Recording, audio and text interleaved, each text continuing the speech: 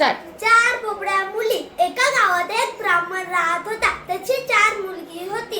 एकदा सगळ्यात छोटी मुलगी खेळत होती तर तिला मुंगी चावली. ती बोलली, "आव, मुंगी चावली." तर ब्राह्मणने डोक्यात हात मारला आणि बोलला, "ही पण बोबडी निघाली." तर ब्राह्मण शहरात गेला पैसे कमवण्यासाठी.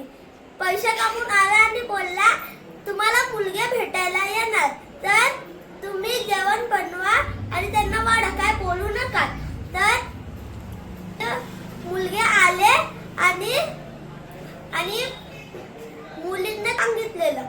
पण पहिला मुलगा बोलला, "वाह, काय डाळ आहे." दुसरा मुलगा बोलला, "वाह, काय श्रीखंड आहे." तिसरा मुलगा बोलला, "वाह, काय कोशिंबीर आहे." चौथा मुलगा बोलला, "वाह, काय भाजी आहे." तर त्यांचे पप्पा बोलले, "कोणी बनवलं हे जेवण?" सगळ्यात छोटी मुलगीला राहून नाही गेलं. ती बोलली, "मी बनवलं."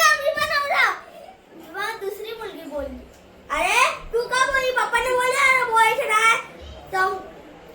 तिसरी मुलगी बोलली, "अरे ही बोई तर बोई, तू का बोई?" चौथी मुलगी बोलली, "ही बोई, ही बोई, ही